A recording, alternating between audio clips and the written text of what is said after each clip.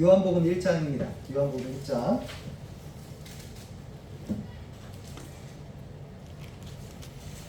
네, 요한복음 1장 1절에서 18절까지 조금 길지만요. 전체를 읽어보겠습니다.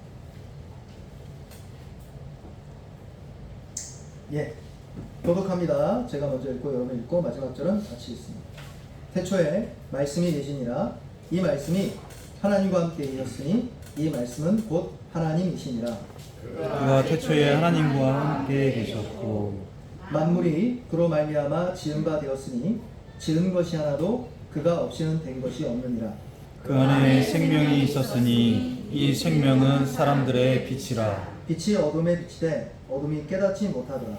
하나님께로부터 보내심을 받은 사람이 있으니 그의 이름은 요한이라. 그가 증언하러 왔으니 곧 빛에 대하여 증언하고 모든 사람이 자기로 말미암아 믿게 하려 하니라. 그는 이 빛이 아니요 이 빛에 대하여 증언하러 온 자라. 참빛 곧 세상에 와서 각 사람에게 비추는 빛이 있었나니 그가 세상에 깨졌으며 세상은 그로 말미암아 지은 바 되었으니 세상이 그를 알지 못하였고 자기 땅에 오매 자기 백성이 영접하지 아니하였으나 하는 자 곧 그 이름을 믿는 자들에게는 하나님의 자녀가 되는 권세를 주셨으니 이는 혈통으로나 육정으로나 사람의 뜻으로 나지 아니하고 오직 하나님께로부터 난 자들이니라. 말씀이 육신이 되어 우리 가운데 거하시니 우리가 그의 영광을 보니 아버지의 독생자의 영광이요 은혜와 진리가 충만하더라. 요한이 그에 대하여 증언하여 외쳐 이르되 내가 전에 말하기를 내 뒤에 오시는 이가 나보다 앞선 것은 나보다 먼저 계시니라 한 것이 이 사람을 가리키니라 하니라. 우리가 다 그의 충만한 데서 받으니 은혜 위에 은혜라. 율법은 모세로 말미암아 주어진 것이요 은혜와 진리는 예수 그리스도로 말미암아 온 것이다. 본래 하나님을 본 사람이 없으되 아버지 품속에 있는 독생하신 하나님이 나타내셨느니라. 아멘. 스웨덴의 영화 거장이 있는데요. 이분이 이름이 잉그마르 베르그만입니다. 잉그마르 베르그만. 이분의 유명한 3부작 시리즈 영화가 있는데 마지막 영화인데 1963년도에 나온 이제 영어로 사일런스, 침묵입니다. 침묵에는 3명의 주인공이 등장합니다. 첫째 언니가 굉장히 지적인 번역가입니다. 이분의 이름이 에스더입니다. 기독교적인 가정과 배경인지 아시겠죠? 그리고 둘째가 안나인데요. 이 안나는 언니랑 다르게 굉장히 관능적인 여인입니다. 근데 이제 안나에게 아들이 있는데 이름이 어린 아들이 요한입니다. 이 3명이 나옵니다. 근데 이제 기차를 타고 이제 이렇게 가면서 시작되는데요. 1963년도 하면 여러분 냉전 시대잖아요. 핵 개발하고 있던 시대. 이제 2차 세계대전이 끝난 지 뭐 20년, 30년밖에 안 된 시점에서의 유럽을 그리는데요. 기차를 타고 나가는데 어린 소년의 눈에 옆에 이렇게 탱크 같은 게 지나가요. 그 삐쩍 몰골이 이렇게 빼짝 말라가지고 뭐 먹지도 못한 이렇게 말 같은 게 걸어갑니다.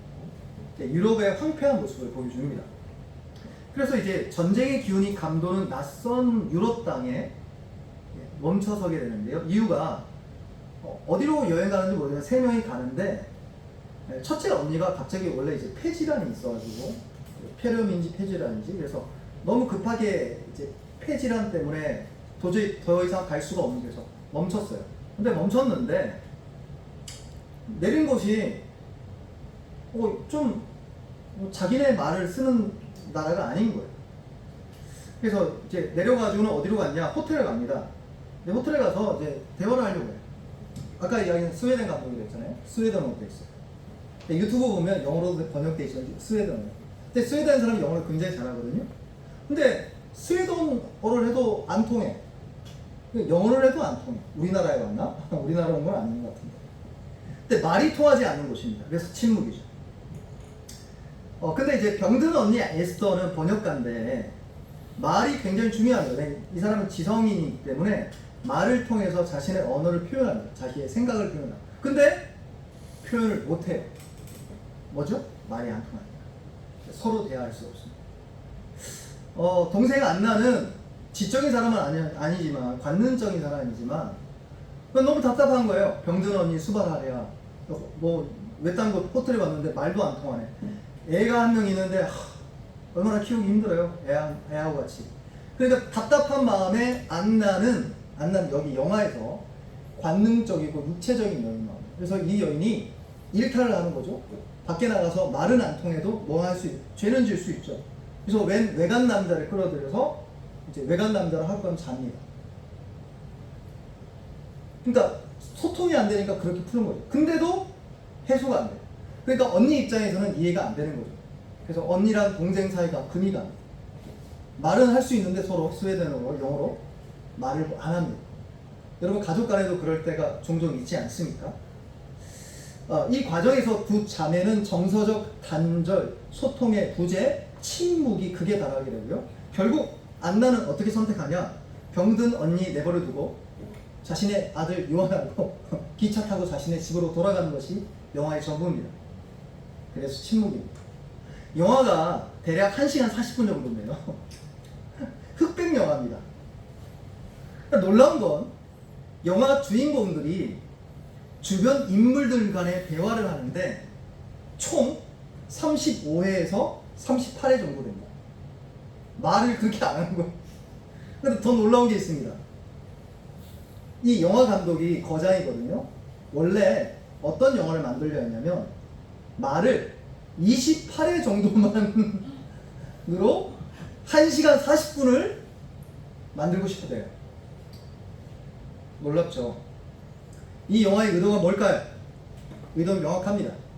세 주인공이 서로 간의 대화가 단절되고 소통할 수 없는 언어의 장벽 때문에 침묵과 그리고 그것 때문에 폐질환과 고통 가운데 있는 공경을 통해서 이 영화 감독은 뭘 이야기하고 싶냐면 하나님은 인간의 고통과 소통 부재에 침묵하고 계신다를 말하고 싶은 겁니다. 이 영화 감독이 잉그마르 베르그만인데요. 자기 아버지가 누군지 아세요? 독일 루터교 목사님입니다. 그러니까 이 감독은 자신이 신앙 배경을 무척이나 답답한 걸로 여겼나 봐요. 정확한 건 아니지만 이분이 신앙을 떠난 것 같습니다. 그러니까 이 영화 감독의 영향으로 현대의 많은 영화 감독들이 영향받습니다.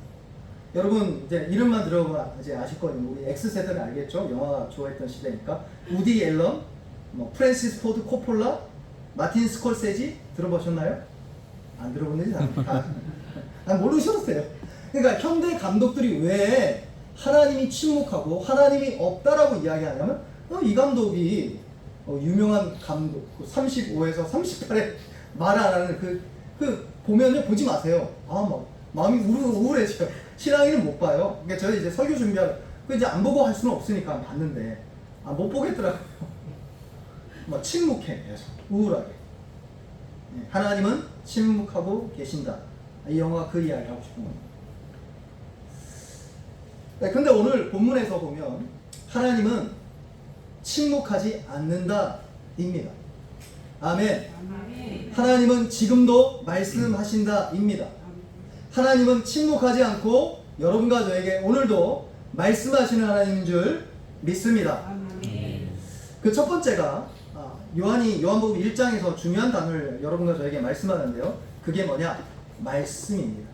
요한복음 1장 1절 같이 읽어볼까요? 시작. 태초에 말씀이 계시니라. 이 말씀이 하나님과 함께 계셨으니 이 말씀은 곧 하나님이십니다. 그리고 이 말씀이 어디에 또 등장하냐면 14절 보십시오. 14절 같이 읽읍시다. 시작. 말씀이 육신이 되어 우리 가운데 거하시네. 우리가 그의 영광을 보니 아버지의 독생자의 영광이요 은혜와 진리가 충만하더라. 아멘. 여기 14절에서 명확하게 알게 됐죠. 이 말씀은 다른 누구가 아니라 지난주에 이야기한 것처럼 하나님이신데 육체를 입고 오기 이전에 예수님의 계셨던 모습이 말씀인데 이 말씀이 육신을 입어 우리 가운데 거하셔서 예수 그리스도가 오셨다라는 걸 가리킵니다. 육신이 되어 우리 가운데 오신 말씀이신 예수님을 부르는 명칭입니다. 자, 문제는 이겁니다. 어째서 사도 요한은 예수님을 그냥 예수님이라고 말하면 되는데 그렇잖아요. 아니 아버지를 아버지라고 부르면 되는데 왜 아버지를 안 부르고 저분이라고 할까요? 왜 요한은 그렇게 예수님 사랑 많이 받았던 사람인데 예수님 태초에 예수님이 계시니 얼마나 좋아요. 그쵸? 성경 읽기도 편하고. 근데 갑자기 말씀이 계시냐? 말씀이 하나님과 함께 이 말씀은 하나님이시냐? 뭔 말이야? 이렇게 생각할 정도로 왜 말씀이라는 용어를 쓸까요? 이유가 있는 거죠. 요한이 이렇게 부르는 이름의 의미가 뭔가를 살펴보는 것이 오늘 말씀의 핵심입니다. 이걸 알기 위해서는 요한복음을 최초로 접했던, 읽었던 사람들이 어떻게 이 말씀이 계시냐를 받아들였을까를 질문해보고 답을 해보면 정답이 나옵니다. 첫 번째, 요한복음을 읽었던 일부의 사람들은 유대인입니다. 유대 그리스도인이죠. 그러니까 유대적인 배경을 갖고 이 복음서를 듣고 이해했던 사람들에게는 예수님이 말씀이라는 거, 그리고 우리가 읽었던 것처럼 태초라는 표현들, 생명이 계시니라, 빛이 어둠에 빛이 되라는 그 구절들은 지난주에 제가 잠깐 언급했던 것처럼 창세기 1장에 나오는 말씀들을 생각나게 했음에 분명합니다. 창세기 1장 1절에 뭐라고 합니까? 태초에 하나님이 천지를 창조하십니다. 1장 3절 하나님이 가라사대 빛이 있으라 하심에 빛이 있었고. 이 모든 단어들, 어미들, 심상들, 이미지들은 언어의 그 이미지들은 모두 창세기에 나오는 단어를 생각하게 합니다. 자, 요한이 예수님이 말씀이시다라고 선언하는 것은 유대인들 입장에서 어떤 의미겠어요? 바로 이 예수님이 하나님의 천지 창조의 능력과 어떤 관련을 맺고 있다라는 것을 분명하게 받아들일 수 있는 것입니다. 그래서 말씀을 통해 예수님이 말씀이다라는 것을 통해 이 요한이 유대인들에게 뭘 이야기하고 있냐면 예수님은 말씀의 능력이요 천지 창조의 능력이신 하나님이시다라는 것을 말해주고 있는 겁니다. 여기서 좀 더 나아갈 필요가 있는데요. 여러분과 저에게는 이런 격언이 있죠.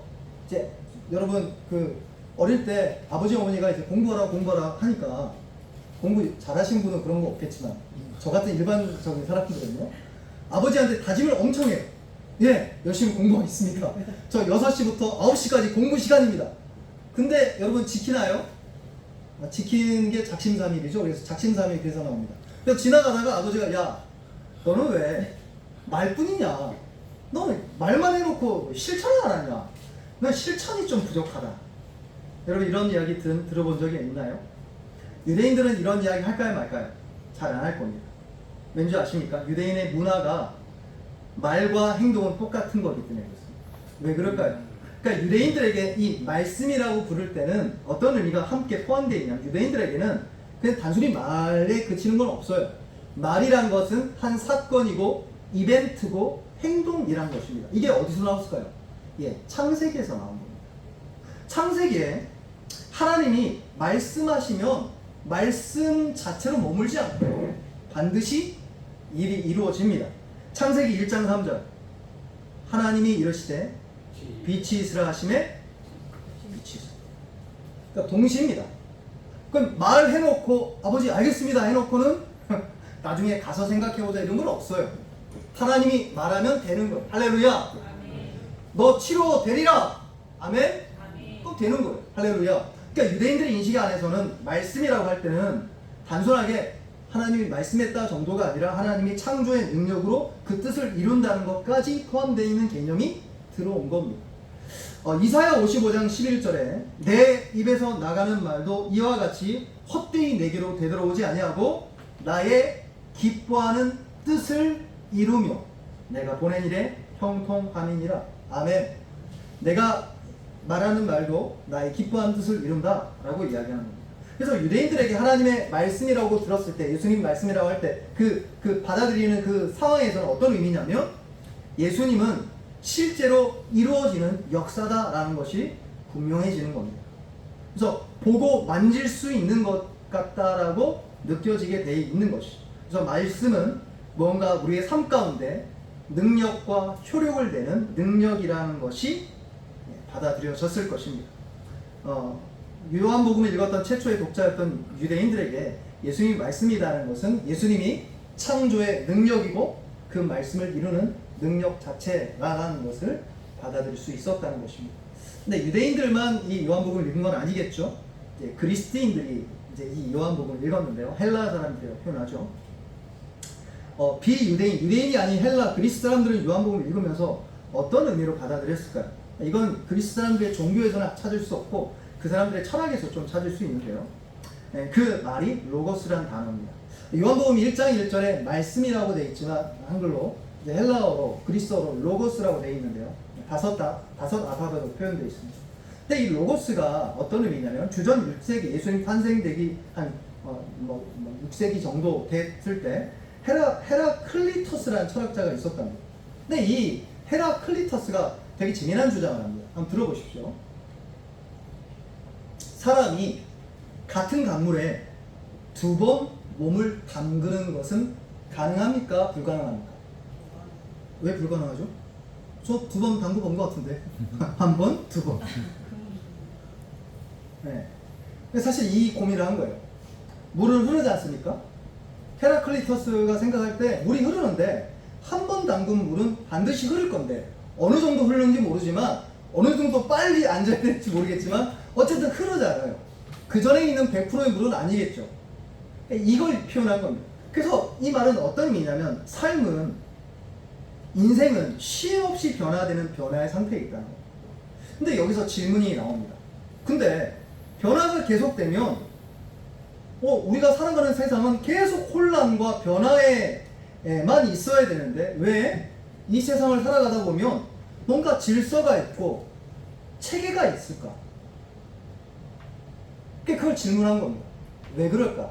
그때 이제 로고스, 말이라는 게 등장한 겁니다. 이제 로고스, 말씀이 쉼없이 변화되는 이 환경을 조정하고 질서를 부여하는 신적 이성이라고 생각한 겁니다. 그걸 로고스라고 이야기합니다. 그러니까 헬라인들이 이제 그리스도인들이 이 요한복음을 읽을 때 로고스다, 예수님이 로고스라는 말은 이런 의미입니다.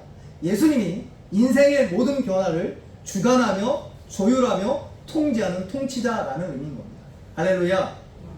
이 로고스라는 그리스 사상이 얼마나 깊이 스며들었던지 플라톤은 자신의 이제 저서에 이런 이야기가 있는데 자기가 모여든 철학자들 학생들한테 이런 이야기합니다. 실제 있었던 이야기. 이제 들어보세요. 어느 날인가 신으로부터 한 말씀, 한 로고스가 올지도 모른다. 놀랍죠? 그 로고스는 모든 신비를 밝혀주고 모든 것을 확연히 드러낼 것이다. 지금 사도 요한은 뭘 이야기하고 계시냐면 그렇다 플라토나, 로고스가 오셨다. 할렐루야. 너희 그리스 사람들아 들으라. 너희가 이야기하던 쉼없이 변화해 혼란스러운 우주의 환경을 통제하고 질서를 부여하는 능력인 로고스, 말씀이신 예수가 이 땅에 오셨다라고 말하고 있는 것입니다. 그러니까 이 두 가지 사건, 창조의 능력, 이를 이루시는 능력, 그리고 통제하시는 능력, 그 예수가 이 땅에 오셨다는 말은 어떤 의미입니까? 하나님은 침묵하지 않고 인생 한복판에 지금 말씀하시고 자신을 드러내셨다라는 것을 말하고 있는 겁니다. 그래서 이 말씀이라고 부르는 것은 뭐와 연관이 있냐면 하나님이 자기 자신을 드러내시며 나타내시고, 아까 침묵이라는 영화에서처럼 말없이 침묵하지 않는다는 겁니다. 하나님은 침묵하지 않고 말씀하십니다. 지금도 말씀하십니다. 요한복음 1장 3절 여러분이 좀 읽어주시겠어요? 시작. 만물이 그로 말미암아 지은 바 되었으니 지은 것이 하나도 그가 없이는 된 것이 없느니라. 아멘. 만물이 예수 그리스도 말씀이신 그분을 통해서 모든 것이 지어졌다는 거죠. 이게 뭘 이야기하는 걸까요? 여러분, 창조는 그냥 하나님의 능력만 가리키지 않습니다. 창조는 뭔가를 의미합니다. 여러분은 찾을 수 없겠지만 제가 읽어드릴게요. 로마서 1장 20절에 보면 창조에 대해서 이렇게 표현합니다. 창세로부터 그의 보이지 아니하는 것들 곧 그의 영원하신 능력과 신성이 그가 만드신 만물에 분명히 보여 알려졌나니 그러므로 그들이 핑계하지 못할지라. 예수 안 믿는 사람들이 그러니까 심판날 갔을 때 핑계 못한다는 거 왜죠? 천지 창조 안 봤냐? 이 자연 만물 가운데 있는 나의 신성과 능력으로 모든 걸 통제하고 모든 걸 질서를 유지하며 할렐루야 그냥 됐겠냐 내가 살아있다 할렐루야 하나님이 계시다 즉 창조는 그냥 하나님의 능력이다라고 생각하시면 안 되고 하나님이 지금 창조를 통해 나한테 내가 살아있다 내가 하나님이다라고 지금 나타내고 있고 알리고 있다 라는 것을 여러분과 제가 인식하도록 하나님이 의도하셨다는 겁니다. 여러분 제가 시계가 있거든요. 제가 이제 예물 시계예요. 아내가 예물 시계를 줬어요. 선물 줬어요. 그러니까 비싼 거 했어요. 여러분 눈에는 비싼지 모르겠지만 어쨌든 제 눈에는 비싸죠. 늘 애용하는 시계예요. 자, 이 시계는 이제 카시오인데요. 뭐 롤렉스나 뭐 스위스 좋은 시계 있다고 생각해 보세요. 자, 이 시계를 생각하면 시계를 만드는 사람이 있을 거 아니에요? 자, 여기 부품에 유리가 있고 알루미늄 이런 철이 있고 그리고 여기 안에 보면 이렇게 시계 엔진이 있거든요. 베어링 같은 게. 그러면 사람이 생각할 때 이 시계가 자연 발생적으로 진화해서 베어링 부품이 서로 만들어지고 시계 바늘이 이렇게 만들어져서 자연히 알아서 딱 붙어져가지고 시계가 만들어졌구나 라고 생각하는 사람 아무도 없을 겁니다. 하물며 이 시계랑은 가히 비교조차 할 수 없는 전 우주 이 세상이 어떻게 질서 있게 봄이 되면 징후가 있잖아요. 사계절. 그래서 춘분, 추분 맞나요? 그러니까 어른들 다 아시더라고요. 어떻게 아나? 늘 똑같은 패턴으로 그런 게 나타나니까. 여러분 하물며 이런 것들이 뒤에 누군가가 만들지 않고 자연 발생적으로 만들어졌겠습니까? 그래서 무신론자는 큰 믿음이 필요합니다. 여러분이 큰 믿음이 필요한 게 아니라 하나님을 안 믿는 사람은 아주 큰 믿음이 필요합니다. 그래서 공부를 많이 해야 돼요. 그래서 뭐 빅뱅이니 뭐니 배워야 돼요. 무슨 뭐 근데 요즘 빅뱅도 아니라면서요. 빅뱅이라 해서 그런 또 아니래. 아니래요. 우리 학교 다닐 때는 용불용설 이거 배웠거든요. 근데 아니래. 그거도 아니까 왜 가짜를 그렇게 가르쳐요. 그러니까 하나님을 받아들이지 않으면 큰 믿음이 필요하다. 창조는 하나님이 계시며 하나님이 질서 있게 그들을 다스린다는 것을 알리시고 드러내시는 하나님의 계시의 한 차원이다 라는 겁니다. 물론 그렇다고 해서 자연 만물 보고 예수 믿는 사람 없겠죠. 그래서 하나님이 뭘 주셨습니까? 성경을 주십니다. 할렐루야. 성경을 통해서 하나님의 계획들을 알리시는 것입니다. 하나님은 지금도 자연 만물을 통해 당신의 능력과 신성과 계획을 알리십니다. 동시에 성경 말씀을 통해 당신의 계획과 뜻을 알리십니다. 할렐루야. 근데 무엇보다 지금 예수님이 말씀이라는 것은 뭘 의미하겠습니까? 말씀이신 예수님을 통해 하나님은 최고로 자신을 나타내신다는 것을 보여주고 싶은 겁니다. 그래서 예수님을 통해 하나님을 말씀하신 겁니다. 요한복음 1장 14절 다시 한번 보셔요. 1장 14절 같이 읽어봅시다. 시작. 말씀이 육신이 되어 우리 가운데 거하심에 우리가 그의 영광을 보니 하나님의 독생자의 영광이요 은혜와 진리가 충만하더라. 지금 요한은 육신이 되어서 말씀이 우리 가운데 거하신 예수 그리스도를 보는 겁니다. 본이라고 합니다. 보는데 뭘 봅니까? 육신을 보는 것이 아니라 예수 그리스도의 독생자의 성육신 안에 담겨있는 아버지의 독생자 신성의 영광과 능력도 함께 읽고 보는 겁니다. 그래서 요한이 1서에 우리가 최초의 생명의 말씀을 보았고 만졌고 증언한다 이렇게 이야기합니다. 18절 보십시오. 1장 18절 같이 읽죠. 시작. 본래 하나님을 본 사람이 없으되 아버지 품속에 있는 독생하신 하나님이 나타내셨느니라. 아멘. 하나님이 자신을 드러내셨다. 누구를 통해서? 자연을 통해서도 드러내시지만 말씀을 통해서 드러내시지만 인격이신 예수 그리스도를 통해서 자신을 드러내셨다 이 뜻입니다. 할렐루야. 하나님은 예수 그리스도를 통해 지금도 말씀하십니다. 제가 어린 시절에 읽었던 오주의 마법사라는 책이 있습니다. 여러분 읽어보셨나요? 저는 오즈의 마법사를 너무 사랑했습니다. 오즈의 마법사의 책에, 동화책에 주인공이 4명인데요. 어린 소녀가 나옵니다. 근데 이 어린 소녀가 오즈라는 나라로 여행하는 재미난 이야기입니다. 근데 이제 그 소녀의 친구들이 허수아비, 깡통 사람, 사자가 있습니다. 근데 이 4명이 오즈라는 곳에 오즈의 마법사의 초대로 가게 됐는데 처음에는 오즈의 마법사를 대단히 무서워합니다. 그러니까 여러분 보기엔 오즈의 마법사가 무서운 빌런인가? 이렇게 생각 들어잖아요. 그런 거 아닙니다. 왜 마법사를 무서워했을까요? 이유는 오즈의 땅에 사는 마법사를 조금밖에 알지 못했기 때문에 그래요.